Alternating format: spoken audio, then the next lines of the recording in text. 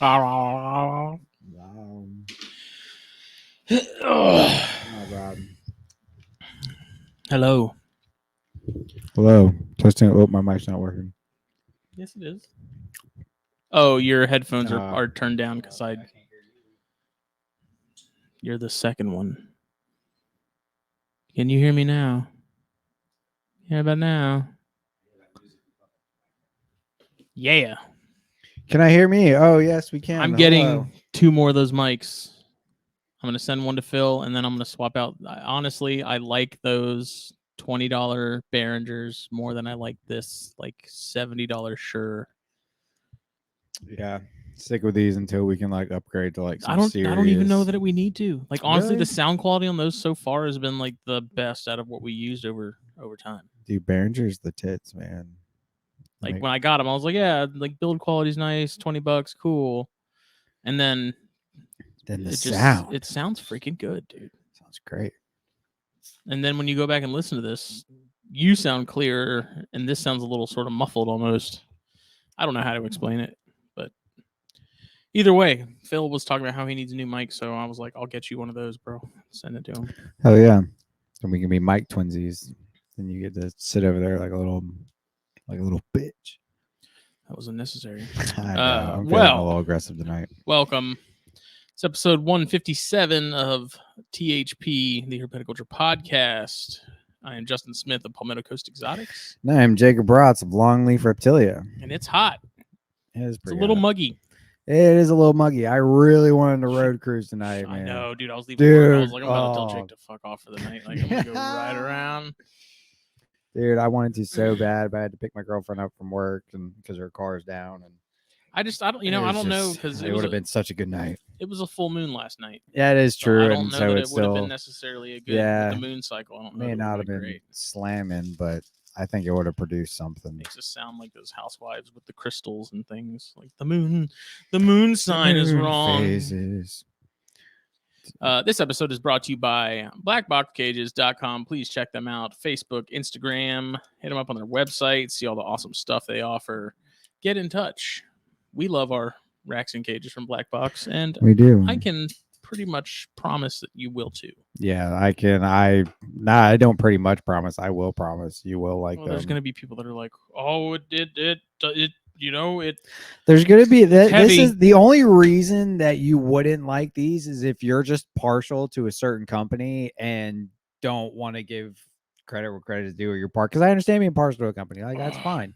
We're partial to BlackBox. Yeah, exactly. Because we're partial to BlackBox. But that's the only scenario that you're not going to like BlackBox just because you have a preference to a certain caging company, and that's fine. You know, but not saying you're right.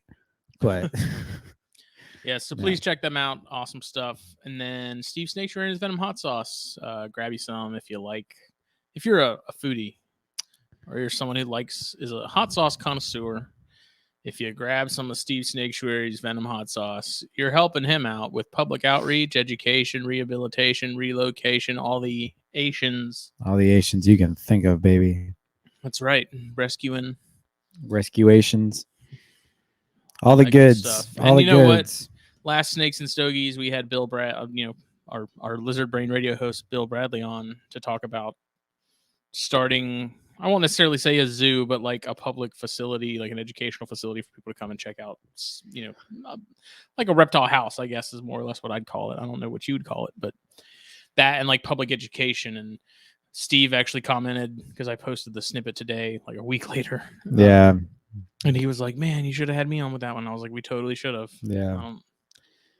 That was kind of wasn't last minute, but it was something that that episode with Bill, we had kind of kicked it down the line a couple times before it finally happened. Yeah. So.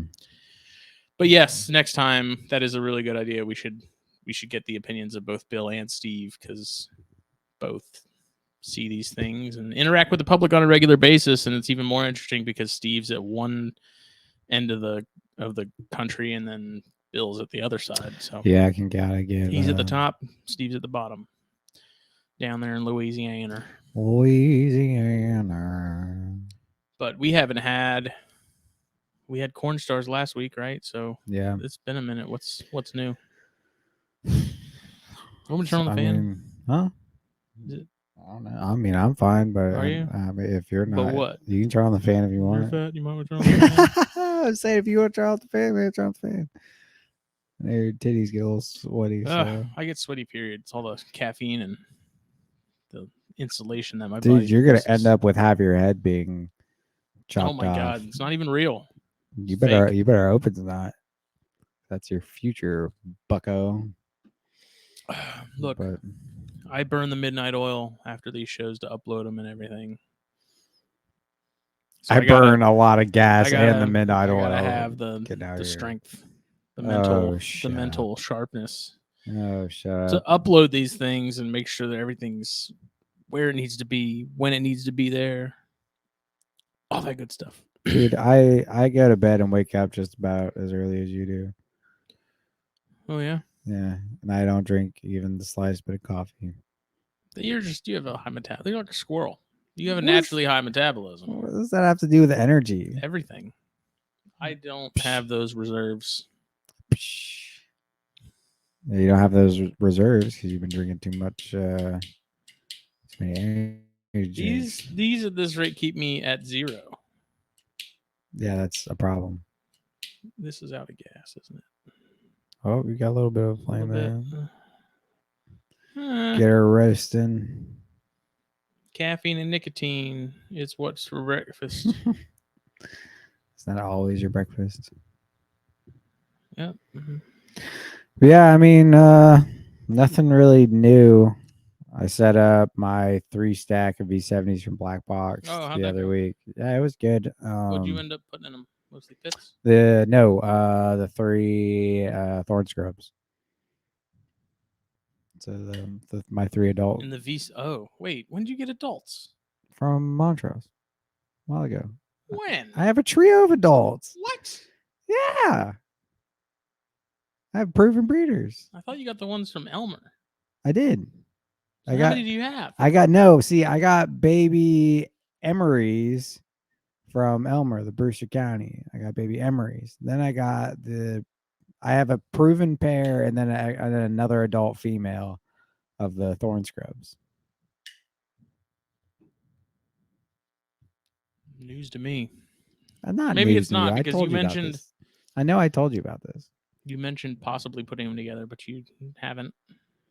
Yeah, that was one of the pairs that you were like, I might just do it just to see if it happens. Yeah, I didn't cool them or anything. So, but I'm probably moving soon. I am moving soon. I have to move soon.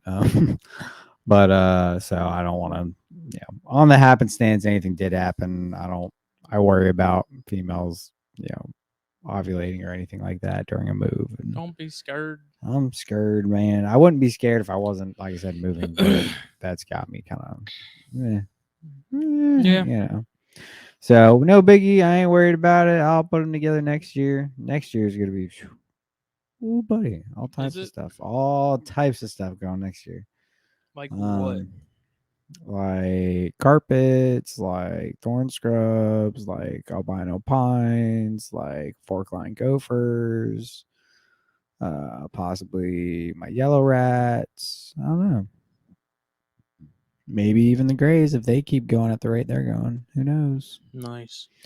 So, but I probably won't pair all of that if everything's ready. But definitely albino Floridas and the forks, and definitely carpets at the least. So, yeah, that's it. That'll be next year though. But yeah, as far as like new stuff, man, I mean, nothing really new. I'm just maintaining at this point. It's a lot of stuff. Yeah, staying constantly busy. Just I feel like I'm all over the place, but yeah, just maintaining. Things are growing like crazy, man. I upgraded a few animals like food size. It's so funny seeing that like initial like burst once you upgrade food. You know what I mean? Like switching something from pinkies to fuzzies like that or something like that. That initial switch over to fuzzies, like they just explode for, a couple months. And my grays really did that last few months. I got them on bigger adult mice and they've just been growing like weeds, man.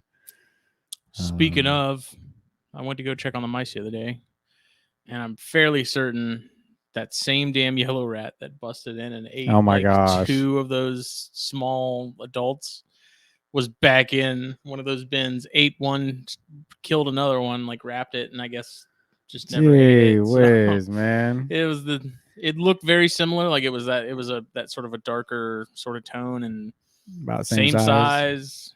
And so I was like, oh, this motherfucker again, man. Like, okay, I bet like you the it first is. time He it knows was where cool. he knows where the meals is now. Second time, whatever. But now it's getting to the point where it's like, all right, dude. If he comes back, I'll keep him.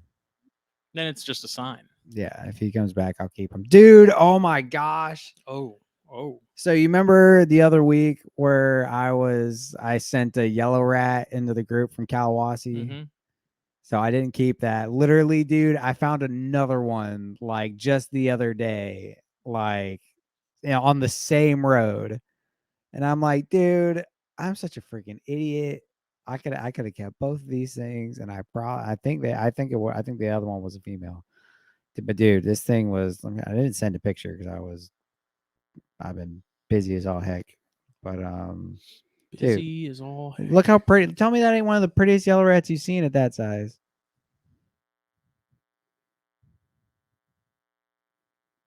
I mean, those are interesting because they have almost like this greenish gold wash to them. But like this girl, it's hard like to describe. she was like the classic darker look that you'll see on most of the rat snakes around here, because a lot of the rat snakes, that we find here, or at least the yellows, I mean, it's all we get is yellows, are really dirty, and this girl, this animal was definitely dirty, but they are not the pretty Florida yellows. But she still, her patterns, like I really think just because of how defined her pattern is there, that I think those stripes are going to come out really, really specific when she gets to an adult, because she was, don't get me wrong, she was dark and dirty, but nothing like some of the other ones you see at that size. They're at that size, they're normally blotching out really bad, and they're starting to look really, dirty, but she just had really defined, saddles on her. And I don't know, just a really nice animal. And if I thought about calling you when I saw the one back in the grow out bin, but I think it was on my way home from work, so it was already like 8:30, and I was like, I didn't have my hook or anything on me. I didn't have anything to put it in. I was just like, you know what? I'm just gonna let him go, and if we see him again, then I'll let Jake know, and he can decide what he wants to do. But I'm trying to wait for, because I'm going to start collecting more stuff this year, especially because I work on a lot of like private islands that you don't get normal access to, being a local, because they're private and you kind of have to live there to go out there. Yeah. So, but I get to go out to these places because I work at these places, and so I'm trying to. There's certain ones, I don't think it would be. I think it would be frowned upon to collect anything, but others I know wouldn't matter. So I'm trying to get on some of these private islands, get some island locality yellows, and I've been keeping an eye out for corns and stuff. I never see corns though, man. I feel like I never see corn snakes around here.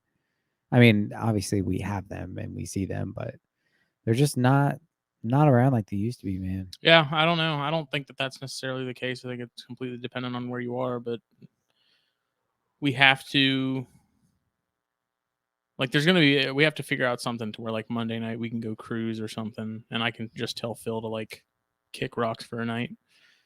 And we can go cruise out in Jasper like we've been talking about doing. Either that or wait until the other side of summer. Yeah. I mean, Sundays I'm usually pretty free in the evenings. I know you're off. Otherwise, I know you got family stuff. It depends. I don't know. That's you just tell me, man. I'll work around whatever. You tell me when you want to go. So I mean, Snakes and Stogies isn't starting until 9. So I mean, right. But I just figure by the time like we get out there, depending on when it is we go, and like that's only probably cruising for like an hour, and then we have to sort of drive back because it's I think sunset's pretty close to 8 o'clock right now. I'm pretty sure it's like 7:45. Yep, because when we were in Edisto last weekend, it was at like 20 till, because we were looking at it because we were trying to eat, and then we were trying to go to the beach and catch it before it went. So and I try to go, and like your kind of prime time, quote unquote, is like a 30 minutes before sunset and 30 minutes after. I never really have luck 30 minutes before sunset, at least road cruising. Mm-hmm. It's normally as soon as the lights go out. That's normally when in a really rural area. where you don't have a lot of traffic, I think then you have a better shot at it. But yeah, I agree. But like this time of year, like as soon as the lights are out, boy, it's on. Like pretty much anywhere that doesn't get like an excessive amount of traffic, especially on a day like this where it's muggy and we had some rain and tonight would have been such a good night, dude. I wanted to go so bad, and I was like, no, I can't. I have this nice little sort of circuit that I'll go on my way home. That basically it's going out of my way to get home, but it ends up making a loop back to the house. Right. And it's pretty thorough. I mean, it hits all sort of the more rural parts of the backside of the island here, but I found that ringneck a couple weeks ago, which was like the coolest thing ever to me because I've never seen a ringneck in person. I couldn't believe that. Out of all these years, like I've only don't get me wrong, I've only found, I don't know, 3 or 4, maybe, they're far and few between for me, but I'm surprised that so many years of living on the island, like when you were a kid and stuff that you never came across those. There's actually one day, you remember trying to think. The house I lived in. Yeah, you said that was single wide trailer. Yeah, we had a little pond back there, dude. I went back there. You found a few. Yeah, I found 2 flipping like the same day. I was back there flipping trash, and I found 2 of them in 2 different spots. I thought it was freaking awesome. Sure, it wasn't the same one, and it had just teleported. Positive. I don't know. It was really cool to see one because that's awesome. That is one of the interesting things about living sort of on an area composed of a lot of islands and barrier islands and stuff like that. Is like you don't know what's here and what isn't. Like I know there's Storaria everywhere here because those are super common. I know there's racers everywhere here because they're super common. Same with yellow rats and copperheads and. You mean like on the island specifically, not necessarily Beaufort County, just like the island. Yeah, I got Ladies Island, yeah. Like I've never seen a that ringneck. makes sense. So I didn't think about cool that. And then I did some reading up and stuff on them after I found that one because I was like, there's different subspecies of them, and so I was like, I wonder which one this one was because the belly just. Like you look at them from above and it's just a little like slate gray snake, nothing special. But dude, I saw the freaking belly and I was like, holy crap. Like it's so bright. It was unbelievable. It's really red, right? No, this is a yellow. Oh, yellow. Okay. Yeah. It's the, so I've seen them. I've seen some with like red bellies with the yellow ring. Yeah. But There's Edward's eye and then punctatus is what we have. And, that thing was just like, it sucked because I had my flashlight in one hand and I'm trying to like hold this thing and it's like squirming around, and so then I have to like put my flashlight down in the seat of my car and I'm like trying to take a picture of it while I'm holding it, and it's just it sucked. But that's why I always get as they lay shots. I walk up with this guy was already moving, and by the time I rolled up on him, I saw something small moving and I was like, I automatically was like, it's a red belly, whatever. Like it's still cool, red bellies are still cool, but I was like, it was the same size and everything. I was like, it's a red belly, cool, let's check it out. And I get out and I was like, that's not a red belly, that's a ringneck. Yeah. And I thought it was the coolest thing, man. You can ask Katie. Like I was I was so buzzed and like pumped about it. Dude, it was hard to sleep. I geek out every time I find ringneck. As lame as that sounds, I was just like, I've never seen one. And so, like I said, like now I know that they're here. Yeah. And I did more research on them when I got home and read, I read up on them. And apparently they did some study at one point. I forget where. And the number they put was that they suspect that there's like 700 to 1,200 per like 2.75 acres. Like in like Beaufort? No, just like in general. In general, okay. What was interesting is like, so I read that and instantly I was kind of like, I don't know that I buy that because if that was the case, I'd be seeing these things everywhere. Yeah, but like you'd be seeing cats bringing them up dead. Like you'd see a lot more of them. I would think. Yeah, but a lot of them live case. Underground. They're such a small snake. They stay low. You know what I mean? So that wouldn't surprise me. You said 2 point something per acre. Yeah, like 2.75 acres. There's like 700 to 1,200, I think. 700 to 1,200. Huh? Yeah, I would see a lot, like especially at my parents' place. Like we'd find them in the pool all the time. Like we find Storaria in the pool all the time, but we don't find ringnecks. And so one of the questions, like when I read that I was talking to in the group with, is like, I'm curious how much those and Storaria compete. naturally Right, because they're occupying pretty much the same like little micro habitats. They're eating pretty much the same stuff, thing. yeah. They're pretty much the same size. Like they're pretty evenly matched in terms of ecological competition. So it made me wonder if you're likely to see one more than the other in an area because it's like gangs in New York, you know, like Sterarea, they've set up shop and that's like their area. Like they've outcompeted ringnecks, and that's why I don't know. That's a question for Tony Mills whenever we can get him on, because he worked with the Savannah River Ecology Labs. He'd probably have good insight into that. But it had me thinking. It had me, you know, I had the gears turning after finding it. I was like, did some reading, and it was like, I wonder if that's the reason I see Sterarea all the time and I don't see ringnecks is because they're just Sterarea more abundant here. They've somehow succeeded better than ringnecks have. But yeah, I think it just depends because like Bluffton area, that's I found ringnecks out in Bluffton, you know, but I've never seen Sterarea. I've honestly seen more ringnecks than I have Sterarea. It's been the opposite for me, but granted, at the same time, I didn't grow up on Lays Island, so yeah, Sterarea we find in the pool a lot, especially now that it's uncovered this time of year. Like when I go to check on the mice in the mornings, I go to the skimmer box and look. It's like Christmas morning every time, man. Like, what's in here today? Yeah. And hopefully it's alive. Most of the time it is, but like freaking frog season, dude. There's so many toads and leopard frogs, and sometimes we'll get bullfrogs all up in that pool. You found a little snapping turtle in there too. What was it, 2 years ago? Yeah. That was crazy. Little water snakes. You get little Nerodia. You get little bandids, baby bandids. I've yet to find a big water snake. They've all been hatchlings, like fresh, like little guys. Yeah. Which I thought was interesting because I don't see adults very often. But baby season, like there's plenty of baby bandids roaming around. I don't know. It's just interesting. And that just goes back to what I was talking about. Like species on an island, you know, are there some that just aren't here?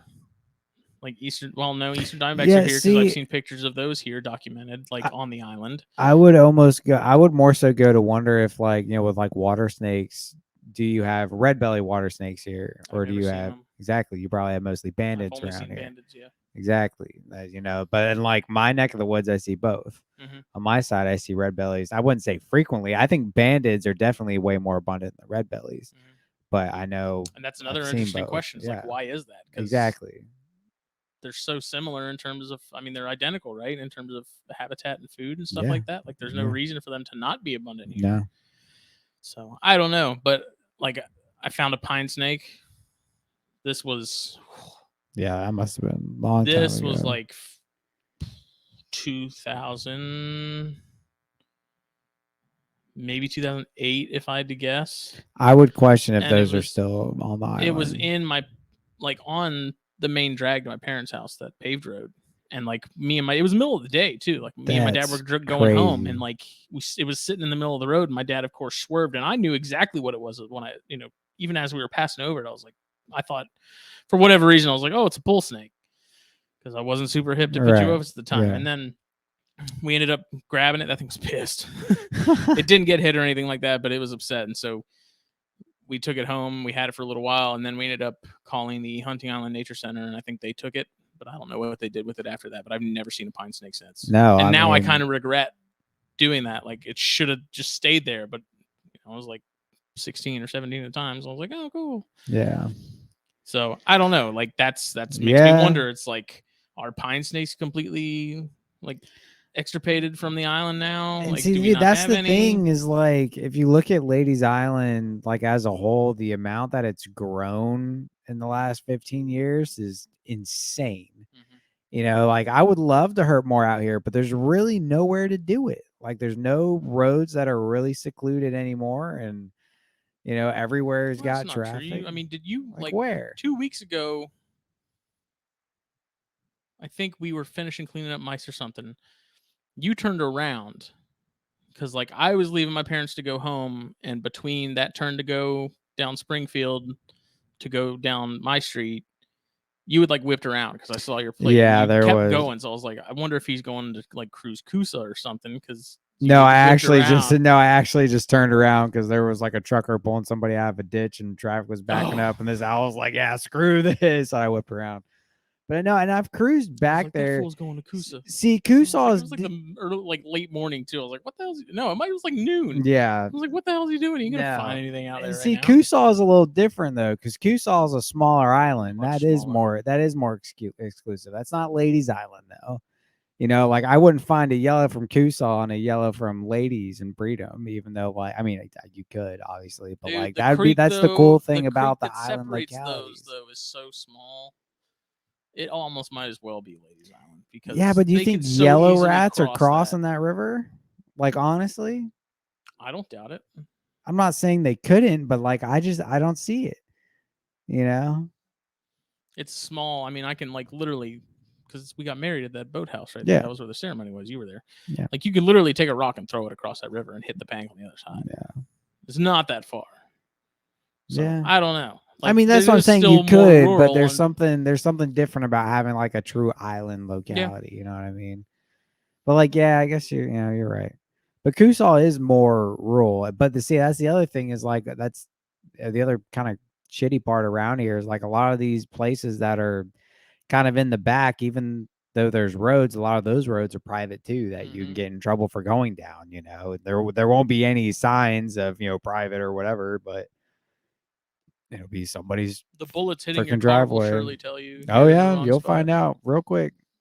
That's why, like, when I was cruising the Jasper area way out there, dude, I found a juicy spot. Oh, dude. Oh man, it is. Oh, I wanted to go so bad, but it was like this long dirt road, and I could just see like a house in the middle of a field with the lights on, and I'm like, yeah, see, this is just asking for a bad time, like, and I was like, I want to go back out during the day because it was like dark when I went. I didn't see any signs or anything, but I didn't want to be in unknown area in the middle of the night, so I whipped it around, especially by myself. I don't like cruising by myself, to be honest. I get kind of skeeved out when I'm by myself. There's some parts that I would love to go cruise, like most of St. Helena. I ain't cruising St. Helena at night, dude. Yeah. Anywhere. Anywhere? I had a friend who lived out there, and it was her and like her 2 kids. And she woke up multiple times to people in her house. Oh, God. And they found a lot of bodies out there, a lot of burned cars with bodies in them. I'm not saying St. Helena is not a great spot. Like, it's really, a lot of it's farmland. A lot of it is wooded. There's not a like huge developments or anything on it, but it's also where a lot of the local gangs go to do their bidding. So I don't know that I want to be driving around out there at night, because if I witness something that I wasn't supposed to see, there's one dirt road. I can't remember I know where it's at. I can't remember what road you turn down off of that main road on St. Helena, but that's a nicer area but it has a dirt road right near the beach. It's kind of real sandy back in there. It might be I can't remember if it's Coffin Point. Have a lot of oak trees over a road. No, I know where you're talking about. Coffin Point. Yeah, you're talking about. Yeah, it's down Coffin Point, but right before that, because that's a little private area, right? If you bank a right before that, that goes up and makes like a little circle area back there. That's what I'm talking about. Oh. Yeah. Oh, that's a massive. There's still parts of that island I've never even, roads on that island I've never even been down. Oh, I'm sure. I've been over there a lot because of work. I was doing all my I was doing all the inspections out there for a while, but yeah, that's one of like 2 parts of town that I'm not going to go road cruising at night, because that's just asking for trouble. Dude, how awesome would it be to go drive around Hunting Island right at road and cruising time? You could. It's not closed. I thought they closed at night. Like, the main road's still open to go to Fripp. Oh yeah, they go to Fripp. I meant like actual Hunting Island. That would be pretty sweet. That would be fucking awesome. I wouldn't want to cruise that road, man, because too many people be flying down that road. Quick. That's the thing. You gotta go to somewhere that's like a low speed limit and little traffic. Like, there might not be that much traffic, but man, you park in the wrong spot, someone's gonna come around there doing 100 miles an hour on a road like that. Yeah, people don't play, man. No, not on that one. Which is funny, because that road is all kinds of jacked up with like potholes. Dude, and roots. It's so bad. Like, the oak trees get so big that they they get under the pavement and then it gets like raised. So Yeah. you have like what's essentially mini speed bumps, but they're irregular and Yeah. it's Dude, your alignment is going to be so jacked up. Dude, going down that road now, it's more like you kind of like float down it. Like it's always like, you know, it's terrible, man. I remember whenever I had my motorcycle, me and my buddy took a ride down there, and that was fun going down on a motorcycle till you hit a big pothole and you're like, fuck. Bend a rim. Yeah. But so Ben Frame came down last weekend. I wanted to talk about that, sort of how that went. The series of events, unfortunately, well, not unfortunately, I was out of town. Me and Katie went on vacation to Edisto Island, which I'll get into too, I guess, after we talk about this. So I missed Ben, unfortunately. Yeah, it sucks. But that just means that whoever comes down next, whether it's Ben or one of the other peeps, then I have to make sure that I'm around for that. So. For sure. But yeah, so Ben was kind of like the first person who was like, hey, I'm coming down to like look for snakes, you know, put me on some. And I was like, all right, pressure's on. I've been talking a lot of crap this whole time, telling people to hit me up. Somebody finally did. So I was like, all right, word. So he asked me like early on, like weeks in advance. And I told him, I was like, early April will be good, man. Come on. Of course, the weekend he comes down, like it was getting into like the 40s at night. I'm like, I was losing my mind, dude. And literally the weekend he came was the coldest weekend. For some reason, Jake felt like it was his fault that the weather was I knew what, no, but it was my fault. I felt like I felt bad because I told him it would be good, but then it started getting cold and it was off and on. I'm like, you don't man, have any control over that. Yeah, I know, but I should have told him to come out later. It's either here nor there. You know, he still had a good time. But yeah, the one weekend he comes, it's freaking cold. But you know, he still drove down, and yeah, shout out to But by the way, this is Ben Frame from A&B Reptiles. Go check him out. He's an awesome dude. We had a great time. But yeah, he came down on a Friday. He got in Friday night. I met up with him. We had some dinner, hung out. Where'd you go? Waffle House. Yeah, he stayed up the road. He stayed right up. The best. Yeah, the dude. Buford has to offer. Dude, if you don't live near a Waffle House and you know what Waffle House is, you see one, you want that shit. Southern Hibachi. Dude, it's the best, man. Hibachi of the South. But no, it was literally right next to his hotel. He was out there on. You said he was in Yemisi. Yeah, like right at the exit there at 33 by my house. Oh, okay. Yeah, so he was in a hotel up there, and there's literally a Waffle House right across the street. So we just walked over there and had a good time. I picked him up early Saturday, and we started off in Picnic Colony Wildlife Refuge, all the way on the other side of town. So that was fun. We walked. Oh god, dude, I don't even know how long we walked. I'm talking miles. Wait, where's Pinckney? Pinckney is right between the two bridges going to Hilton Head. Oh, you know how you go? You know, went all the way out there? Yeah, man, because it's such a nice spot. It, but I never knew exactly. Dude, it's fantastic. I want to go like now that it's warmed up again. I want to go when it's warm, dude. Because I'm telling you, that place.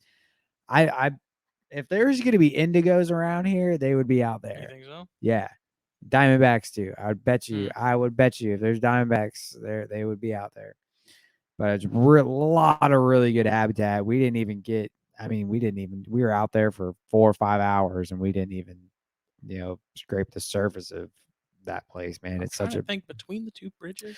So you know how you go over the one bridge, or there's two bridges. I mean, I say two bridges, but you go over as soon as you go under the overpass. The one with that has a little gas station underneath it on the right. Yeah. Little gas. As soon as you go under the overpass, you go over one bridge. Right. Then you hit a little patch of asphalt. Right. Yeah. On that patch of asphalt, you make a left. Okay. And that's Picnic Colony. It's literally you turn left and you drive on a causeway that goes up to the island. Gotcha. And it's a wildlife refuge. You don't go over that next big bridge that goes on to Hilton Head. No, it's literally right between them. I'm tracking. So it's a beautiful, beautiful island. You can bike. It's the only thing is you can't drive it. You go to a parking area, park, and you walk. A lot of walking. You gotta walk good ways just to get past all the salt water. which is fine because the land here is pretty flat. So Yeah. it's not like upstate or anything like that where you're at high grades or anything like that. It is gravel though, and that crap starts to hurt your feet after a minute. I'll tell you that. But that's why you wear decent shoes. Oh yeah, that's rule number one.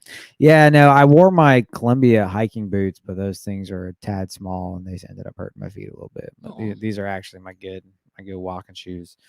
But yeah, so we started out there, and it was probably very low 60s. It was probably right at 60 degrees once we got out there.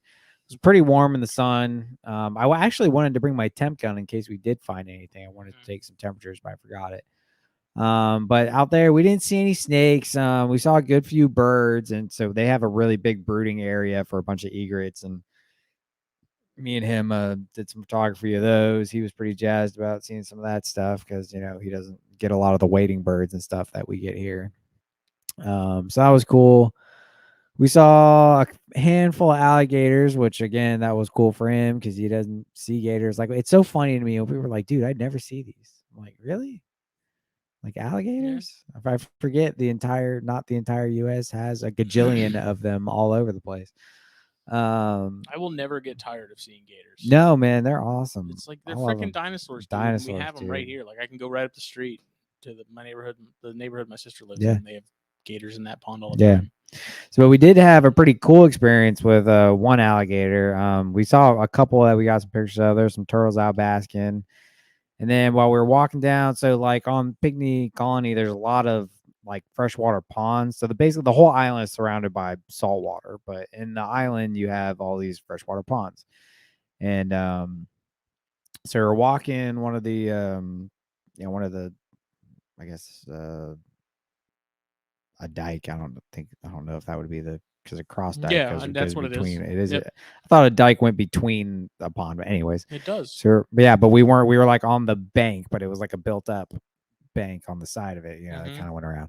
I don't know. So we were walking around this pond on that, and then there was a big gator sitting in the middle of the path. So we stopped, got kind of low, took some pictures, and we got a little too close, and she hissed and kind of dove into the water, but she stayed right there on the edge. And we got a little closer, and I saw something move, and I was like, oh, is that a snake? Because I thought it was a snake diving in the water right after her.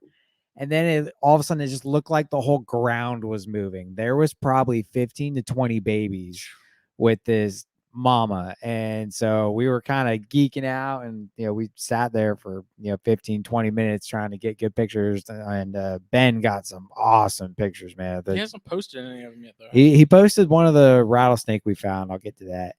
But he got some me about those. And I want to see them. He got some really good pictures of the alligators. They were sitting so perfectly. There's one baby like sitting right in the middle of the mom's tail, like right between the scoots. And it was just like this perfect shot. I didn't have a very long lens, so I couldn't get super close with my camera, but Ben got some pretty awesome shots. But there was a bunch of babies around, and we tried getting as close as we can while still staying safe, but as soon as you took that one step too close, you hear with the mom getting pissy. And alligators are normally kind of the puppies of the crocodilian world, as we have said before, but when it's a mama with babies, that's a story. Completely different story. So we kept a safe distance, but the babies were fresh. I mean, they were little guys, so that was really, really cool to see. Because even I don't get to see that very often. Seeing like that many, especially that many. Dude, we counted at least 15. I bet you there was 20. Then this other family pulled up on their electric bikes and were talking to us and kind of ruined the whole thing, and that kind of sucked. The magic is gone. They were like, look at him. And they were just trying to get, and then they totally like got in front of me and Ben basically. And we're like, oh, okay, it's not like we're here grab taking a gator and put pictures. it in your pocket. Yeah, exactly. I dare you to touch it. Pin the tail on the mama gator. Yeah. But yeah, so that was really, really cool. I've only seen something like that maybe one or two other times. So that was neat. So yeah, we did some more walking, saw some more gators. Again, unfortunately, we didn't find any snakes. And that was like the sunny part of the day. I could see some dark clouds coming, and it was getting to around noon, 12:30, and so we ended up, trekking our way out of there, which was, God, that was such a long walk, man. My feet hurt so bad after all that. But we left there, went and got a sub, and then we went to Witch. You ever been to Witch? Yeah. Dude, that place slaps, boy. It's Yeah. Place slaps, boy. But then we went to my favorite spot on Donnelly. The other side of the county. Which like was literally the other side it was, of the dude, county. Those are my two favorite spots, man. So I had to take them there. An hour drive from one side to the other? Yeah, pretty much. Yeah. But the Donnelly's also closer to his hotel, and it was getting towards the end of the day, and it was looking like it was going to rain and all that. It was really windy. Because we were in Edison. Oh yeah, it was windy. It was stupid windy. It was really cold. windy. It sucked. Yeah. So we went out to Donnelly, and we went down the spot that I call Cottonmouth Alley. It's the first place I stop every time I go there, and I walk this. This is an actual cross dike. I walk this cross dike because there's always cottonmouths. I've legit found 4 cottonmouths on this one stretch of land before, and so we walked that whole thing, went into the woods a bit, got all the way to the end, and which I never actually walked the end of this trail. I normally get like halfway through and turn around to go hit the rest of Donnelly because this spot's like right at the beginning of the whole thing kind of deal. And so we walked to the end. It came to like this field, and we were about to walk into that. I was like, man, it's getting cold. It was probably 50. I bet you it was 55 degrees. It was. Yeah, that's what the temperature read all day for us. So it was about 55, and like I had a jacket on. And so we got to the end, and I was like, man, let's turn around. It's getting cold and windy. Weather's bad. I was like, I'll take you a ride. I'll take you for a ride around the rest of the WMA. And they were just walking back and talking. And I look over, all of a sudden this little pattern caught my eye, man. And it was I think it was probably less than a foot long, little baby canebrake. It was funny. It was sitting right in front, because on our way there, I saw this tree with like some roots kind of growing over, but it had like this hole that was dug out, and it made like a den underneath the tree. And on our way there, I actually stopped and looked inside of that to see if there's anything around there, but I didn't have a flashlight, so I couldn't get a great look. And but I sat there for a minute, looked around, and kind of kept going. And then on the way back, we saw this thing literally right in front of that den, dude. It was, a couple feet in front of it, sitting right on the edge of the path. And I just freaked out, dude. And legit 55 degrees. There was no sun whatsoever. It was completely cloudy. This thing was just hanging out right on the side of the path. And I lost it, man. Yep. I was freaking out. So me and Ben spent a lot of time with that thing. Ben got some really good pictures. And I didn't even bring my camera. It was because I was in Edisto at that point, and he sent me a picture of it. And he's like, "You should have come out, man." I was like, "Fuck." Yeah, no. I mean, that was the only snake of the day, but it was fun. I was very, very glad. And Ben already had a good time, minus that. But I was literally like, when I was talking to him, he's like, "Do you have any good spots for rattlesnakes?" And I was like, "Pretty much anywhere around here, you got a chance to see canebrakes." I don't know. I never found a canebrake. What? Never found a canebrake, man. You've never found a canebrake? Nope. Are you kidding me? I'm not. Never found a pygmy. Never found a canebrake. Have you ever found a rattlesnake? Oh, Texas. Yeah, but I mean here, no. Like there was an eastern diamondback that my dad pulled off someone's property or something, and ended up bringing home for whatever reason. No, jeez. And that was the only time I've seen an eastern diamondback, I guess, quote unquote, in the wild. And we'll circle back to that in a minute. But yeah, damn, I didn't know that. I know, dude. Canebrakes are like abundant around here. Where? Where, dude? Maybe not Ladies Island. I find them all the time, dude. I've almost found as many canebrakes by now as I have copperheads. That's saying something. I'm just in the wrong part of town. Yeah, man. I could have sworn I've seen canebrakes out here before, dude. That blows my mind. But yeah, that's what I'm talking about, though. Like I've lived on Ladies Island since 2004, and I've never seen a rattlesnake. And my parents live in like the most rural part of the island. Yeah, that's crazy, man. It's odd. I don't know. Might just be one of those things. Plenty of coral snakes. Yeah. At least other people see them. Yeah. But yeah, so we hung around with that guy for a bit, and there was actually a fresh burn in that area. I wouldn't say fresh; it had been a couple weeks old, but they had burned, not too long ago over there. So it made some cool backdrops, and this thing actually started like going up a tree, which I thought was really different. I've never seen them in trees before. I say that with an open hand. It was just kind of like crawling up in the bark, started working its way like up, an but it old also pine. started like kind of looking for like a crevice to crawl into, and it made me think if smaller ones don't Get go the hell into out of trees, here. yeah. But yeah, so we spent some time with that, and yeah, Ben got some good pictures. I don't think he loved all of them. The lighting was really bad, so we were using his flash and kind of playing around with that. But yeah, I thought it was cool because he asked me, like, he's like, "Do you have a good spot for rattlesnakes?" And I was like, "Yeah, I mean, I've got a spot where I found several, and It's a spot. yeah." So of all snakes we could have seen, I am very glad it was that. Granted, it was a baby; it wasn't one of the big 5-foot impressive adults that I found, but it was great. So yeah, spent a lot of time with him. I don't know. I think finding a neonate like that or a juvenile is just as cool as finding an adult, because the likelihood of you even coming across one that small that's like survived for any extended amount of time is actually pretty impressive. Yeah. No, yeah, absolutely. I just find the big adults are just so impressive. Oh, and, yeah. like I found the biggest canebrake I've ever seen on Donnelly before, man. Oh my God, it was beautiful. I've actually found 2 monster canebrakes on Donnelly. I've probably found 5 or 6 total. Why aren't we going out there tomorrow? Dude, you just gotta dude, I go out there all the time. You just gotta tell me. I'm always working. I know you always working. And they close at dusk. What do you mean they close? They close. Wildlife doesn't close. The wildlife management area Mother does. Nature closes for no one. Yeah, but the gates getting onto the WMA do. Locks are meant to be broken. Oh God. See, that's what are they gonna do? That's what we Arrest don't condone. you? Yeah, DNR works out there, homie. They got cuffs. That's why you wear a ghillie suit.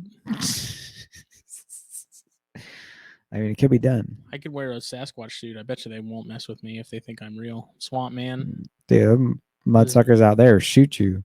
They think they see freaking Governor McMaster's about to be a very happy man. First Sasquatch tagged and bagged.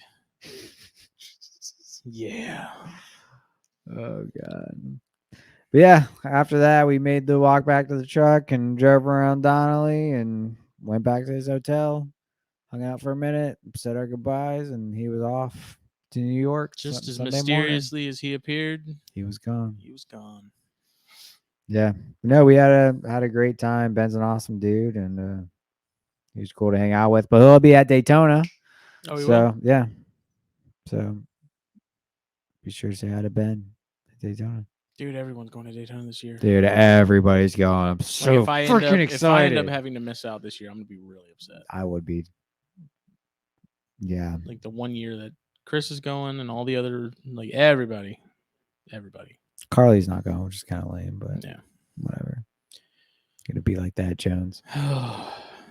Well, while you were there, me and Katie went to Edisto Island, which is sort of between us and Charleston, slightly closer to Charleston, which oddly enough, actually, if you look at, so we were talking about St. Helena earlier, that's the island that is next to Ladies Island here. The back end of that, there's like a sound, right? Mm-hmm. Between St. Helena, and then there's the sound, and then there's Otter Island, and then Edisto's right there. So literally if there was a bridge from the back of St. Helena. Cut that drive in half.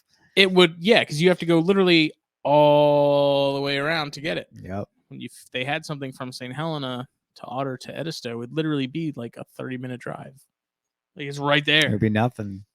It's insane. And I know for years they've talked about doing one, but like a bridge or something, but I don't know if it'll ever happen. A bridge, man. So, yeah. But we were up there, so we stopped at, Edisto is kind of like, have you ever been to Tybee Island in Georgia or Myrtle Beach? It's like a sort of a weird combination of both of those. Yeah, it's a weird place. It's very cool. It's unique. It's like mini Myrtle. Yeah, It's that's kind of the like best way to Daytona put a it. little bit without all the shops and all the other stuff. There's literally not much out there as far as like It's its own little things to Florida do. in South Yeah, Carolina, yeah. own little piece of Florida. So we were in like the beach part of that where all the people are. And then if you drive down the road like 10 minutes, there's a place called Botany Bay, which is also a WMA. And you stop at this little station, fill out a card that basically says you're there. That way, I guess when DNR comes through to close up, they can count how many cars came in left and how many cars are still there that they can go and hunt down. And we stopped there and we ended up doing a bit of walking. There's a bunch of old like 1800s era buildings and remains of like plantation houses, and there's some other little like ice house where they used to keep the ice with like a little hole covered up with like boards with a door over it, and that's where they used to keep the ice. And like, I love looking through abandoned buildings, man. Oh god, that's like some of the best places to find freaking snakes. But there's this one area where that ice house is, and apparently, what was the story behind it? So there was this Chinese gentleman that came over. I want to say it was like the 1830s, maybe. But he came and he was like the groundskeeper for this section, this area, this plantation, I guess. But he brought over a ton of like oriental plants and stuff and planted them. And so there's this area behind this little like it's like a garden shack almost, like it had an old wheelbarrow in it and stuff. But you go back there and it's the same sort of trees you see in like documentaries on like Indian stuff. And so you get back there and it's this weird amalgamation of like South Carolina palms, but then these clearly non-native trees and like. Right. I took video of it. I'll have to send it to you, but it was freaking cool, man. We walked around there for a long time, and there's a really, really long road like that you can walk down. And there's a bunch of little off trails from that have some like historical little sites on them and stuff too. And so we walked around a lot, and I was sure that we'd see something because it was. Yeah, because y'all were doing that Sunday when it was a little warmer out, weren't you? Yes. Yeah. Yes. Yeah, because it was like a high. It was in like warmer. The upper 70s. I think it was a lot warmer on Sunday. Yeah, and so it was like cooler in the shade, but in those sunny spots, I was like, dude, this is like it's toasty, perfect. And I was sure we'd see something, and we didn't. But that's another spot that I definitely want to go out there and look around, because after we finished walking around, you get in your car and there's like this driving tour that you do that they have like all these historical sites that they talk about marked and what they are or what they used to be. And you drive through this WMA, and what was really cool is there was like signs everywhere on the side of the road that says "Don't run over snakes," and it had like a car with like a snake under the wheel, like exclamation point. That's cool. I've never seen signs like that. Yeah, I mean, we must have passed like 5 of them throughout the whole thing. That's awesome. I love that. And so I was like, well, that's a good sign, because clearly they have enough of them to feel like they have to put a sign out that says "Don't run them over." So this may not be the one I was thinking of when you told me about it, because I didn't think the one that I was thinking of was any driving. I thought it was all walking. I could be wrong. I've never actually been there, so. Yeah. Well, there's the driving portion, and then there's like a section down at the very end of it where there's a beach that looks almost exactly like the beach at Hunting Island, the part with all the dead trees and stuff, like exactly like that. Except, so you have to, just like at Hunting Island as well, where you have to, like, there's a boardwalk, and you walk through like these, like 1 or 2 hammocks, little like small miniature islands that have trees and stuff on them, but they're tiny. And you walk through those to get to the beach. And then you get to the beach, and it was just like those low-lying palms that are just like crack for eastern diamondbacks. Oh yeah. And I was like, man, it was so thick that I was like, I if I wasn't so sure that I'd probably get bit by something I'm walking through there, I probably would. But no, man, I get skeeved out and any grass above my ankles. Like if it's something about his past and a rattlesnake.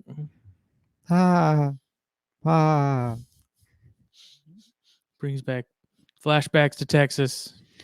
Yeah, it's so funny. I still have like this image of that whole thing happening in my head. It's kind of crazy. I think about it all the time. Yeah, so we did that, and then the Serpentarium, which is actually like you pass that going out to Edisto, like the actual little beachy part that we were at. They were open. They're only open, let's say Thursday, Friday, and Saturday for some reason right now. So we didn't get to stop there, but it is what it is. And then on our way back, so when we left Edisto to head home, we stopped at, it's in Jacksonboro, which is this tiny little town between Edisto and like getting to Beaufort. This is the one I was talking about. That's the one, yeah. Okay. This is the Edisto Nature Trail, so it's part of the Ace Basin, which is a big part of that whole area of the section of coast there. It's the Edisto Nature Trail, and so it's like off the highway. And I've passed by it a million times. Yeah. I always wanted to stop there, but never did. Same.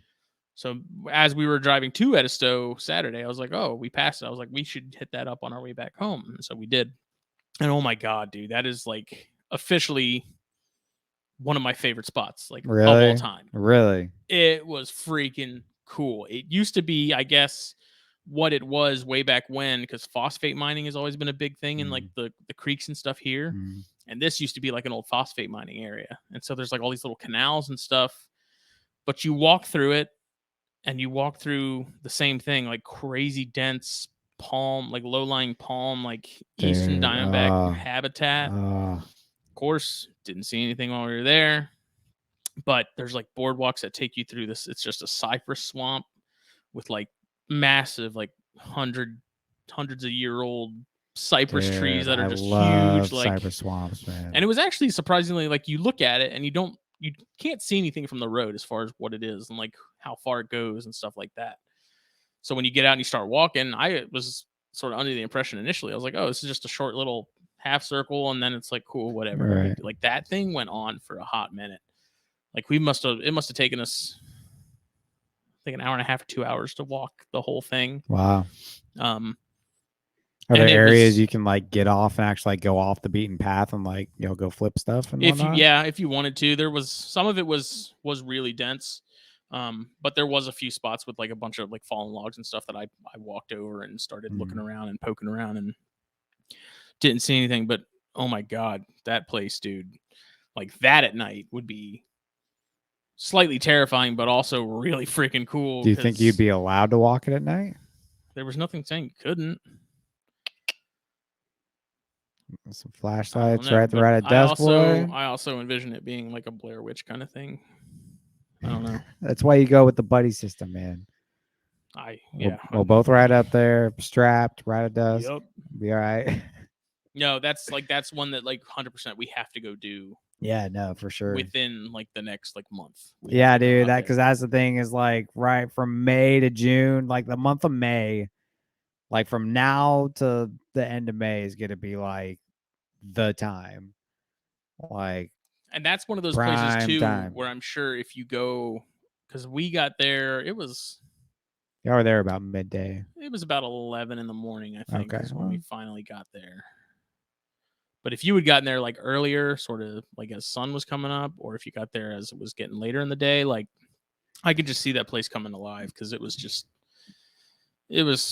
unreal. It was just so cool. Like the paths like have these little boardwalk sections that go over some of the parts that get more water, I guess, through them and stuff like that. And like you walk along some of these canals and there's like a wooden railing and stuff. It's freaking sweet. Like we got to go check it out. And 100%, even though we didn't find anything, you know, it was just like not knowing what was back there and having always saying, I'm going to stop and check it out. Yeah. You know, it was like, I wish I had done it sooner because this is such a cool spot. And I never would have thought all that was back there. There's a certain time of year, I'm sure, where it's just hopping with snakes and stuff. Yeah, dude, I bet. That's awesome. Yeah, no, I've passed by that place a billion times, and every time I see it, I'm like, oh, I want to stop there. You know, it's because I've always meant to do it. I always forget until I'm on top of it going by it. And I'm like, well, F. You know, but yeah, now that we know it's that good, definitely gotta go. I was legitimately amazed that we didn't see anything because there was nobody out there. There was a couple cars parked there when we got there, and there was one old couple that we saw, but the other people, I didn't see anybody there. But I guess that was a Monday that we came back. Oh. Yeah, that was last Monday that we came back. So maybe that's why there wasn't anybody there. It might be a different story on the weekends. Like it might be more popular, but I don't know. That also doesn't strike me as a spot that people are gonna be like, "Oh, let's stop and go." Yeah, it's just like this little hole in the wall Yeah, trail, you know, like you just pull up and you park see the and then sign, get and that's out. kind of it. Like there's a little parking lot right there in front of it, and then And it's all just it a says wood is line. like nature walk. Yeah. You know, like but, oh yeah, that's awesome. Yeah. We have to plan a Sunday, or I'll take off on a Monday and we'll go do it first thing in the morning. I mean, you passed Donnelly going out there too, so yeah, make a whole day of it. Yeah. Donnelly's cool because it's like you can pretty much road cruise that. Now that I've seen where it's at, because you were like, "Oh yeah, it's what'd you say? It was like 20 minutes from your house." Yeah. I was like, "Oh, I've never seen that before," and then we passed. I was like, "Oh." Yeah. Then there was another one. So there's like Bear Island, and there's another. I think they said it's like a wildlife viewing area somewhere along that stretch, not far from Bear. I don't know. There was another spot that we passed. Maybe it's Whitehall is what I'm thinking of. I don't know, but there's another spot that as we were driving by, I was like, that's another spot that we should probably check out because I know, like your road cruising spots out in that general area, and there's plenty of other roads and stuff we haven't been down. Oh yeah, no, dude. There's lots of areas back there. So my road cruising spot's well before Donnelly. But yeah, no, there's a lot of that whole place is made up of basically WMAs, man. Like yeah, I know Donnelly. It's it's a big part of the ecosystem down here. I know Donnelly very well, and I know Bear Island pretty well. I've spent quite a bit of time on Bear Island too. Which Bear Island is a very cool place. There are like people living out there or no? There's like DNR guys that live out there, but not not the general public. Not on like the actual island. It's not like Kalawasi or something. No. Donnelly and Bear Island are WMAs, so they're wildlife. You should have taken areas. Ben to freaking Kalawasi if you wanted to see gators. I can't. You can't just go into Kalawasi. Yeah, you can. No, you can't. You have to have a reason to be out there. Oh, there is a gate, isn't there? Yeah, it's gated. You can't just whip up into Kalawasi, boy. Who do you think you is? I mean, I can during working hours in my work truck, but just don't mind our hooks. Yeah, there ain't a damn pond on Kalawasi that doesn't have at least one gator. Dude, in it. It's like you drive by and you see the dudes that do the landscaping. There's like a gator on the bank, and they're like a couple feet from it, just weed whacking, like almost like it doesn't even exist. And the gators are just sitting there, like whatever, dude. Golfers are on the golf course. Yep. There's like a gator less than 50 yards from them, just hanging out. Yeah, it's nuts. Oh, man, there was one day I was out there. This was a while ago, but there was like one of the biggest damn gators I've ever seen in my life. Dude, I've seen some dozers out there, man. Like, holy. Watch your dogs. Because I go to Kalawasi once a month to do all my inspections, Kalawasi and Spring Island. And yeah, dude, there's so many gators. That and freaking Sun City. Dude, I haven't been in Sun City for years. I spent a lot of time in Sun City just for when I was mapping out. I spent an entire summer mapping out all the drainage in Sun City, and oh my gosh, the amount of gators in there and snakes, and there's all types of stuff in there, man. Oh yeah, the old people are just they run that joint. That's a different breed, boy. Yeah, you're not even allowed to live in there unless you're over 55. Really? Yeah. You can't even live in Sun City unless you're over 55. Yep. Yeah, so a lot of cool spots we gotta scope out, and you gotta start working less. I know. I'm working on it. Cause dude, I hate doing all this stuff by myself, man. I know. I hate walking around. I was just a lonely guy. I'm always on these trails just walking by myself. I'll occasionally pass somebody who's like, just talking to yourself like I'm there. Yeah, you know. Smitty, come hey, buddy, I found one. Yeah, but this brings up a good, because not seeing anything in both the areas I was surprising, and then it just makes me think about the whole down pine trees and scarlet kings and bark and stuff like that. Like you hear people say like that's a good way to find scarlet kings, but I've never found any like that. And so it makes me wonder, as I'm walking around both the Edisto Nature Trail and Botany Bay that I'm like, what am I missing? Yeah, but like, what are some of these? How like, many surely... thousands of downed pine trees are there? You know how big those things are? You know what I mean? So it's Well, like there's no. so many pine trees, and then there's so much to go through on said pine trees. I just think Like, about the guys that go out herping a lot, and they know, like, they can look at a certain area and be like, there's a very high likelihood that there's something in there, and it's going to be X, Y, or Z. right. And like, I think about the Clamp brothers that own Edisto Serpentarium, and like, they know all the spots and what to look for. They've got, especially for corals, like they've got the spot for like corals. There was that Reptile Fight Club episode where they talked about herping, and is it like all luck, or is there like actual skill involved? And I think it's a pretty even mixture of both. Oh yeah, absolutely. But I want to, like, how the hell do you learn the skills? I mean, other than going out and just doing it. That's how. That's the thing, dude. It's like I walk into areas, you know, like when I was mapping a lot, you know, I was going through a lot of, you know, funny areas or cool areas, and you can ask my coworker. I'd walk into a spot and I'm like, "Ooh, this feels juicy," you know, and then we find something, you know. But it's there was just plenty of spots you where I just was like, learn. there has to be something here. But There's no way there's not. that's the thing though, is like you're gonna find spots that look good and you don't find anything. Number one, that doesn't mean it's not there, but number two, it just wasn't there But right that's where then. the luck versus the skill thing comes in handy, because it's like, if That you have it's the a skill and you've yeah. seen these things, you know. Yeah, that's the thing. It's never, you can never look at a spot and say, I know there's going to be a snake in here. You can never say that, because no matter how good a spot looks, there's still a 50+% chance of there not being a snake there. You know what I mean? That's where like the skill is knowing the right habitat. The luck is there actually being something there. You know what I mean? It's Because definitely that's a the right thing. place, right time thing. Yeah, it There's is. also But it's certain... also like you can't flip over every single piece of bark, every single rock, every single whatever. I'll give you the perfect example. This was again while I was mapping at work. We were walking up to map this pipe going to a pond. And I came to a spot that had a lot of down pine bark, like off a tree. There's just pine bark all over the place. I was flipping pine bark over left and right, boy, going nothing. I was like, man, I can't find anything. My coworker comes up, and because he always kind of got into it whenever I was looking around, you know, he comes over, flips one piece of bark, little hognose laying right underneath it, and I was like, what the f, you know? But like that's how it is. You go to a spot, you think it's good, you flip, nothing, but you're not flipping the one piece that it is under. Maybe I'm thinking in terms of like birders, where they're like, oh, there's this, like, here's a nice cypress swamp area. We know that spoonbills like to nest here.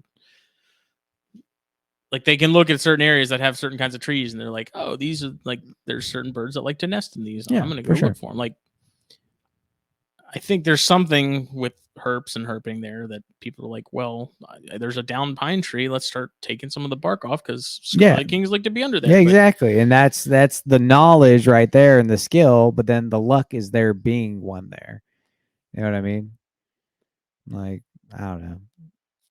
They're so good at hiding, and there's so many places for them to hide, you know, it's hard, they're hard to find, you know what I mean? Like, you got to put in, that's why, like, you know, all the hours I've spent herping is like, you know, you only find so many snakes for how an ungodly amount of time that you put into it, but the time that you actually find stuff is what makes it all worth it. Well, just like the little pond area by my parents' house that we were walking around a couple weeks ago. Yeah, like, that should be crawling with Nerodia. That was juicy as all get out, but nothing around. So that doesn't mean they're not there, though. Gives? That doesn't mean they're not there, though. You know what I mean? Just because they're there doesn't mean you're there. Just because you don't see them don't mean they're not there. Right. You know but it makes no sense that it's such good habitat for them, and you don't see one basking on all the trees and stuff that were downed and hanging over that water. Like, that's what makes me go, like, what the hell? Yeah, because even in that, with all the frogs that were around and everything, like, it's not like it was just like a dead pond with nothing happening in it. Like, there was, you know, small fish and frogs and all types of goodies around there. But I don't know. That's where the luck comes in. Because that's the thing. It's like, yes, there is skill, but like you just have to be lucky to flip the right piece or come across this thing as it happens to be crossing the road. You know what I mean? Like you just got to be right place, right time. I don't like it. Yeah, that's herping. Got to get used to it. Do you think it's better to go into herping not expecting to find anything? Absolutely. Are you Absolutely. less disappointed when you do that? Well, that's the thing is like I've gotten skunked so many times. I've spent so much time in the woods and hiking and road cruising and all that. It's like I never like I go out like expecting to find stuff and hoping to find stuff, but never like, oh, I'm finding something today. Sometimes I'll have a good feeling and You it'll do be get that, great, like that sense. Yeah, It's you'll like have something feels different. yeah, I tonight's feel gonna like be a good night, and that's how I and felt the night I found that ring neck. I was like, I feel like the stars are aligning for me this evening. you I'm gonna found the see ring neck. something. You found the ring neck. Yeah, because there's been, but then it's been the opposite too, though. It's like I've gone out. There's one night I went for a road cruise, and I was like, "Oh boy, it's gonna be the night." I didn't find anything. Yeah. Got completely skunked. But then there's been nights I've gone out on a whim, like I'll try, and then I blow it out of the water, find like 10 snakes. Like I want to go on my way home from work, especially on nights like tonight. But at the same time, I'm like, I'm not gonna see anything, and gas is expensive as hell right now. So Yeah, it's that like, is. do I really want to use the gas, knowing I'm probably not gonna find anything? Yeah, and plus, like tonight though, like probably wouldn't have been a great night for you because you didn't get off till 9 o'clock. You know what I mean? Like even though later in the summer, your late night herping is a little bit better, but like right now, it's like for me at least, like it's literally as soon as lights off for like 30 minutes to an hour, if an hour is pushing it. And it's weird because like, dude, I've road cruised so much at this point. It's like they'll be hitting, and then it's done. Nothing. Party's over. Completely.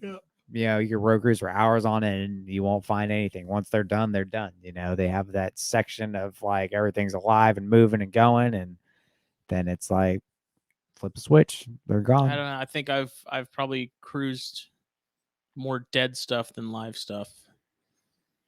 I won't see anything on a certain road or street for months, and then all of a sudden, oh, a nice dead, freshly run over copperhead. It's like I probably only missed that by about 15 or 20 minutes. Yeah. Really nice, like the nicest looking banded that I've seen around here, like Christmas freaking red, flattened, folded over, and I'm like, probably only missed that by a few minutes. Dude, I missed one by a couple seconds. I pulled up to this thing. The snake was flopping around like crazy. And I got out. I was like, what the heck is it doing? And I watched it die in front of me. There was that copperhead literally right on this bend one night, like the first year we got this house. And it had just been hit because it still twitching. It was still moving a little bit because it was just curled up on the road. And I was like, well, that's odd. Because it was like curled up like it was just hanging out. Right. And so I got out the car all excited and I walk up on it and I'm like, why it didn't move? It's dying. Yep. And it was some decent sized copperhead, and it was clearly coming from this little lot next to the house and moving. And I'm like, and then the dead coral I saw the other day. Oh God, dude, I felt you for that one, dude. I was like, oh, he's in so much pain. Oh, look, I can feel his sadness. I understand corals for some people are a regular occurrence and regular sight, and probably not that exciting. You're so salty about that one person making that comment. Be like, oh, I find corals all the time. There was two. Oh God. Chris Montross and I think Noah Field. No, it was KJ. Was it KJ? Yeah, it was KJ. I know KJ was one of them. Yeah, and they were like, we see corals all the time, and they're really not that enjoyable to see. And I'm like,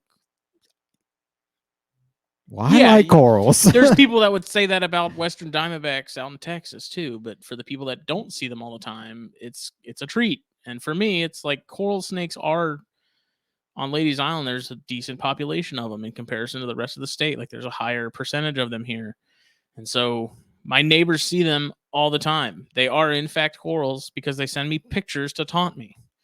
And I keep telling them all because it's the same. So that stretch of road is a bunch of retirees, and like everyone has at least one dog. And so in the morning you have like 20 people walking their dogs, and so they all give me updates on what they've seen, because I did a little presentation for them last year talking about the native species and stuff, because they were seeing enough stuff that they were like, we want to know what's what. Right. And so I put a PowerPoint together and everything, and took a corn snake and did a talk and everything. And so now they're like showing me videos of like these massive copperheads they see on their driveways, and like coral snakes and stuff like that. And I keep telling them, like, I want to see a live one. I haven't seen a live coral in I don't know how long. It's been probably a decade. I've never herped a coral. And of course, my neighbors are like, well, there's, they're texting. One of them works part-time with my mom at a boat and dock supply shop. And so, she texted my mom and was like, oh, there's a coral basking right now in our driveway. And I'm at work, so there's nothing I can fucking do about it. Yeah. And then I have Katie at the neighbor's house letting the dogs run around and play. And lo and behold, there's a coral right there under the magnolia that's like a really high yellow. Like I've never seen anything like it. Katie saw it? Yeah, Katie saw it. Oh, dude. I was at work.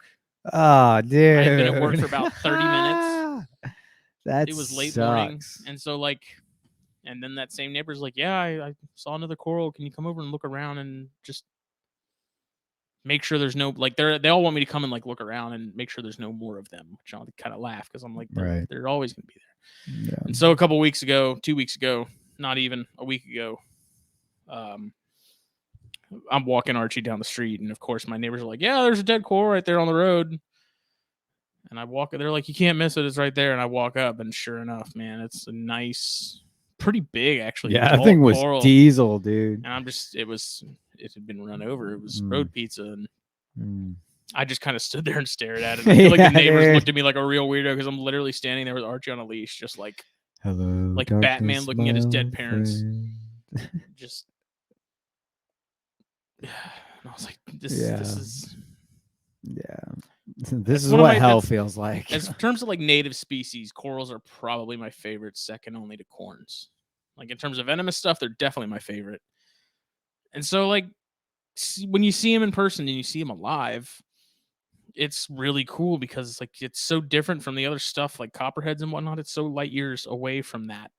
Right. And like when they move, like it's almost like an optical illusion because the bands just like run together, and it's hard to describe, and pictures do them no justice.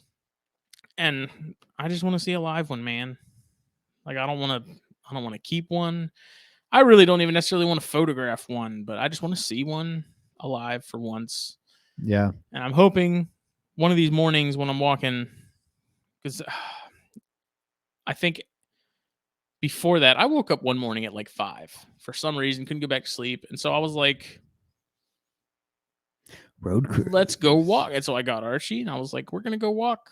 Because I was like, maybe I'm just not getting up early enough. Like maybe they're all moving, an hour before I'm usually out walking. So we went and walked, and I didn't see anything once again, but I think you got a little bad luck too, man. I know corals aren't anything special, but they're special to me, and that's all that matters. I would love to see a coral, man. I'm not gonna say they're my favorite as far as local venomous goes, because I don't know what it is, but like I love cane breaks. Like they have really grown to be some of my favorite rattlesnakes, man. They're just so unique. The ones we get around here, they're so cool, so beautiful. I don't know. They've really grown on me. Those and pygmies, just fantastic. And cottonmouths, love cottonmouths. Noah or KJ and Montross both had mentioned like how much of a pain in the ass they are to photograph, and it's like I have no doubt that they are because they're freaking spazzy. That's what a video is for. Like they don't sit still. No, it's like any colubrid you've ever found, except faster and much more toxic. Very venomous. So it's like, yeah, I can understand where if you're trying to get a decent photo of them, that's probably a pain.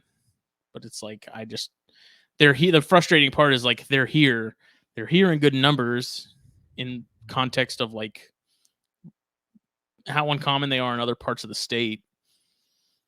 And I can't seem to see a live one, but everyone else around me does. It's like the guy in Mallrats trying to see the sailboat on the Magic Eye. Like that's everyone else walks up and they're like, "Oh, cool, the sailboat," and he's sitting there the entire like duration of the movie trying to see, the magic eye things where you have to like cross your eyes to make the 3D image sort of pop out. Oh yeah. He can't see it, but everyone else just walks up, like old people, kids, and they're like, "Oh, cool, a sailboat." And he's just sitting there just trying to see it, and he's just like, "I just want to see the damn sailboat." Damn. And it's like, it's kind of depressing. I just want to see the coral snakes. A pygmy would be nice too. I don't even know if we have pygmies out here. I've never seen a pygmy. I found pygmies in Ridgeland. A buddy of mine, me and a buddy of mine went to a road specifically to find pygmies, and we found them. That's the only place close around here I found them. But you want to find pygmies, boy? I know. Dude, I got a road in Tallahassee. All pygmies you want, Bubba. I was so close to convincing Katie to let me get some. Dude, I feel like I was right there. Yeah, those are probably going to be my first venomous is pygmies. I was on the cusp. I was there. They're so small. And then she somehow got spooked, and nope. I'm gonna have some. Those are going to be my first pigs or my first pots for sure. Probably pygmies. And then Keller and Phil send pictures of their squams, and I'm like, another dream that'll never be. Keeping bush vipers. This is why we just need to make our little reptile zoo. We can get whatever we want, buddy.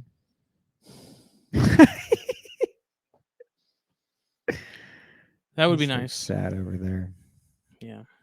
I don't know. I don't have much of it. I pretty much want every species of local venomous we have, minus coral snakes, and just have those for like educational purposes. Though, if we did the thing, we could get a coral because if we breed enough corns and stuff, we'll have plenty of food. I mean, it wouldn't be enjoyable.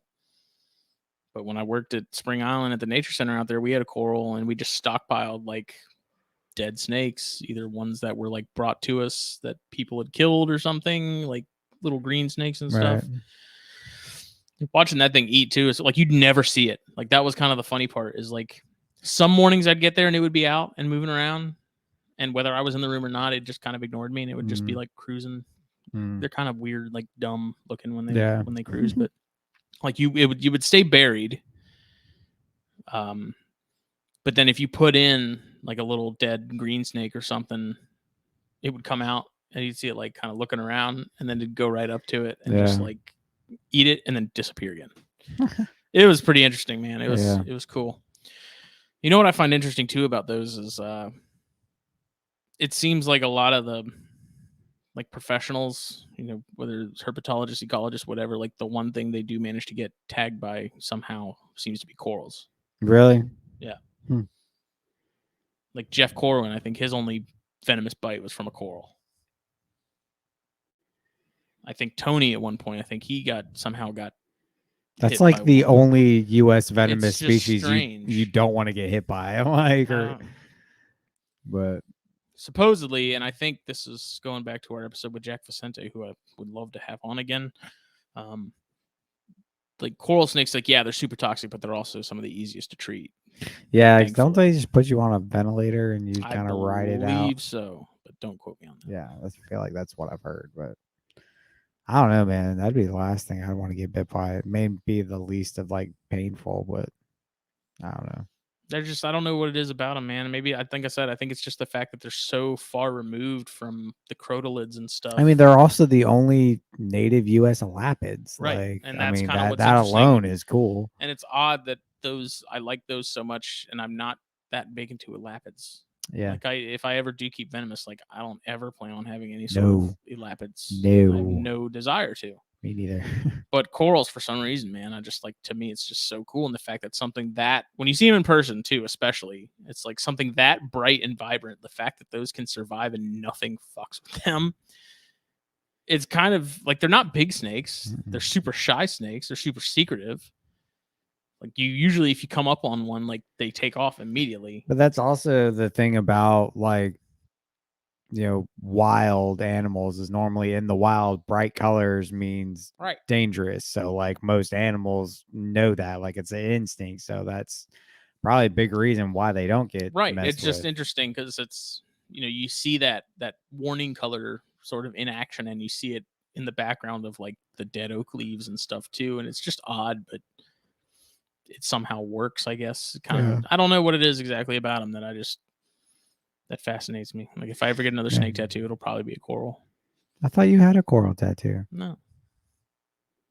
What? Really? I talked about wanting one. I thought you had a coral tattoo for some reason. No. I'm just an idiot. Other than that, I would love to see some more corns. You know, I'm really hoping I can come across a couple of youngsters this year to add to the group. Yeah. I think both my females are in. So my Ladies Island female is definitely in her prelay shed. Nice. It feels like it's been taking an eternity. I don't know if it's just me or if it actually does take longer for them to go through the whole cycle with the prelay than it does a regular shed. The blood red female, she shed. I thought maybe that was a prelay, but I sort of palpated her last night a little bit and didn't really feel anything. So I put the male back in with her. And of course, he chased her around for ever. I feel bad for her because she wants nothing to do with him, but he's like all about it. The shell point female, she's in the shed cycle too. I don't know if it's a prelay. I think it is. I think when I put the male in with her, she looked like maybe she was ovulating because she was looking really thick. You put another Ladies Island to her, right? I put the dark male that produced the babies from last year with her. And then the lighter male that I didn't breed last year went in with the Ladies on female. Yeah. But he's also a Ladies on male. He's just a lighter one of the two. Yeah. I might need another female out of one of those. It would be nice. I'm really anxious to see as far as breeding back some of those offspring to mom. I kept 2.2. So I'm really, really anxious to see what happens there in the next 2 years, whatever. Dude, you got to see one of the ones I got from you. That thing is bright. There was a lot of like a surprising amount of variation. That one of mine is like this crimson, like light crimson red. That's just dude, fucking killer. I'm very anxious to see how those turn out over time, like how they develop. Because Joe Rosa has some out in, I think he's in California if I'm not mistaken. I sent him some because he won an auction and his voucher. I was like, I'll send you a pair of these, and he's been sending me updates of them periodically, and they're looking good. They're actually starting to chill out a good bit too. Like initially, they were mine pretty are feisty, dude. Mine are fine. Mine are fine. I had both mine out today while I was cleaning. I was doing kind of a deep clean on the snakes today. I had both mine out. And they're fine. They used to be snappy as all get out, but no, they're perfect now. They don't hardly even rattle their tails at me anymore. It's gonna be. Cool. I'm anxious. It's considering that both those Ladies Island animals were like the female was found across the street from my parents at their neighbor's house when she was like a little hatchling, and then the male, he was smaller. I remember when you found that one. That the male? The shell point one. Yeah. I remember when you found that thing as a baby. Yep. That's actually really cool that she's. I've been breeding now. Hoping I can get my hands on another one from that same area and hope it looks as good as that one does. Holy shit. I don't know. It's going to be interesting. I got 3 more corns from Chris over the week. Oh, yeah. You got those in. That's right. Nice. He sent me an AML mask, which I have that one. I'm supposed to get the AML buff from Ryan Cox that he has. I'm probably going to get that at the end of the month. But Chris sent me that female to breed to that male down the road because they're still young. And then he sent me... Oh, man. Let me look it up because they've got a bunch of hets and like sets going on, and it's just, dude. That's why I got my anneries from him. They're like, he's like, it's het this, blah blah blah, and I was like, dude, I'm just gonna breed these things, and you tell me what I get. Like, I don't know. So that mask AML is het Sunkissed, which is awesome because that's something I want to do. I have het Sunkissed male that is going to get a lot of work done when he's old enough. A male Motley Stripe Tessera het Annery, Ultramel Pos het Sunkissed Hypo, and then an Ultramel Stripe het Annery Pos het Sunkissed Hypo as well. So, which I think. Do you have anything Annery? Yeah. You have one, right? Yeah. Yep, the one from JT. Yeah. But the other female that Chris sent me a while ago, I think she's a clutch mate to the Ultramel Stripe. I could be wrong. I don't know. But they're all awesome. Chris has got some really cool stuff in the works. I think we're gonna try and do a Cornstars episode with Montross. Oh, that'd be cool. He and Chris were talking about it, I guess, the other day. You can't come. I don't care. Talking about corn snakes. Oh, my bad. Be like, I'm gonna invite Jake, but there's gonna be a very strict rule that no Nerodia speak will come up during the Cornstars episode. It has to stay on track. You can't put that as a stigma if me and Montross are on a show together, man. You know that's not gonna fly. Yeah, it's dude. And then then our buddy Brendan. I want to get him on. He has but he has a pair of Sunkiss that he's parting with, and so I was like, I'll send you some bears for those, and so that's gonna happen at some point here soon. And then, dude, why are you moving all your bears? I'm not moving all my bears. What are you doing? Look, what are you doing, man? And then Elijah Day has an OKT that is somehow going to end up in my possession at some point. He said he's going to come up here and like deliver it himself, which would be awesome. That's because he wants to go herping with the man. He does. The man himself. Yep. Come on, man. It'd be awesome, man. I'll put you on it. Yes, I do want to get Brendan on too. Yeah, Brendan's awesome. I like that guy. But yeah. Got some het hypo bears in the works, hopefully. Female Dion's is in a prelay shed, and that's something I wanted to put on the little list to talk about. Was like, when I breed these Dion's and I get eggs and I hatch them and stuff, I'm planning on doing an article for the website because it's been kind of frustrating. She's going into a prelay, and so normally it's like, cool, you get a prelay, 2 weeks later, whatever, you get eggs. With these, because they sit on them for so much longer, and then they lay them, and then they hatch in a shorter period of time, I'm like, okay, well, if I get a prelay shed, does that mean I expect eggs 40 days after the prelay? Like, is that too has to be delayed, I'd imagine. Just document, the day. Right. Well, I did some reading because I had like a paper on Dion's and breeding them, and they didn't really mention anything about it. I asked Rob Stone, and Rob was like, I don't have anything on hand that would tell me. And then for whatever reason, I didn't think to ask the guy that actually has bred and hatched the little one that I have here, Dr. Loafman. And for some reason, I was just making it so much harder on myself trying to find this information. And then I just messaged Doc, and I was like, what was the time frame between the time she shed and the time you got eggs? He's like, like 3 to 4 weeks. Of course. Well, there it is. So if you know somebody that's done it, like, sure, do your research and find it. But at the same time, it's like you can also save yourself some frustration and confusion and just ask the person that's done it outright. Yeah. Because I messaged Rob Kellaway. He's in the UK. He's got a ton of DMs. So I messaged him, and I don't remember if he responded or not, but I was like, I just want answers. I don't know what to do. And I mean, it really doesn't matter because I check them every day anyways. Like, I check all the females in the mornings when I wake up, and then I check them all when I get home from work. I got a bunch of egg boxes ready and in the incubator, like warmed up to temp, ready to rock and roll. Way to be.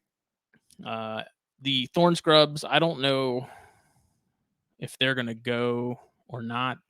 Like, I've had them mail in with the female for a couple weeks now.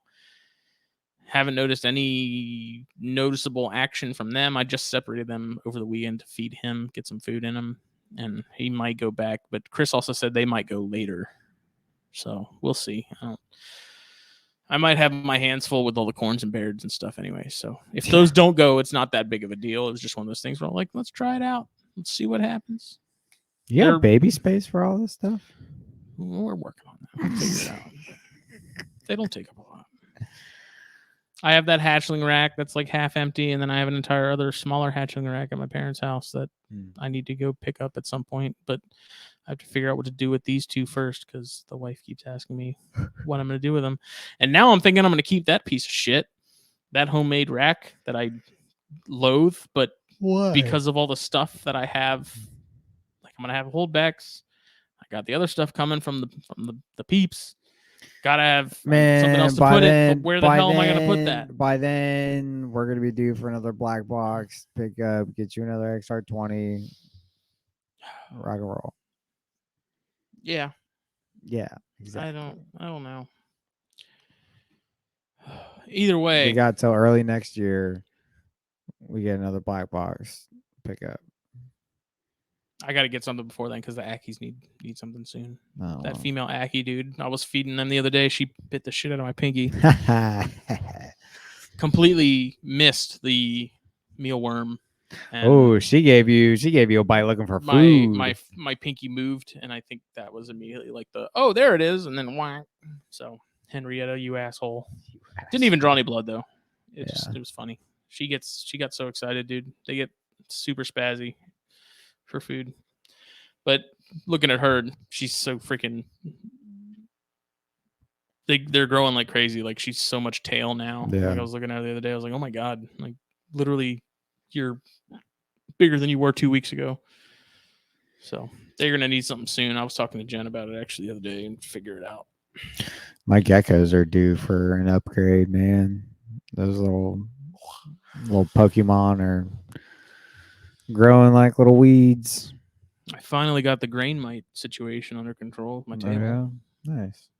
Had to throw out all my bug colonies, and then I wiped down the table thoroughly with like Clorox wipes, and it seems to have done the trick because I haven't seen any of them since. Nice. It's nice to have my table back. It sucks not having a table. Like I didn't want to put anything on it because as soon as you put something on it and you leave it there, like the grain mites would cover it, and they're not like they're harmless, but they're just a pain. I didn't want those all over everything else. Yeah. Next thing you know, they're in your bedding and all that crap. Well, is there anything else? Nope. I think we're about at that point. Well, this was good. Yeah. We didn't really have anything planned, but this worked out. Yeah, this was our first. Do more herping and talk about that more. Yeah, exactly. Do our one-on-one field reports. From the field. Yeah, I think this is our first one-on-one that actually made an hour and a half. So, I mean, at least the last two were more like an hour or so. But well, this episode was brought to you by BlackBoxCages.com. Check them out on Facebook, Instagram. Hit them up. You need a rack. Turnaround times are, I think, still about 2 weeks right now. So, best lead times in the biz. Yep. And Steve Snakes Runs Venom Hot Sauce. Check it out. Grab you some. We will be back for Snakes and Stogies 116 on Monday. And then Thursday, we have a pretty cool guest lined up for THP. Looking forward to that. So, thank you. Have a good one.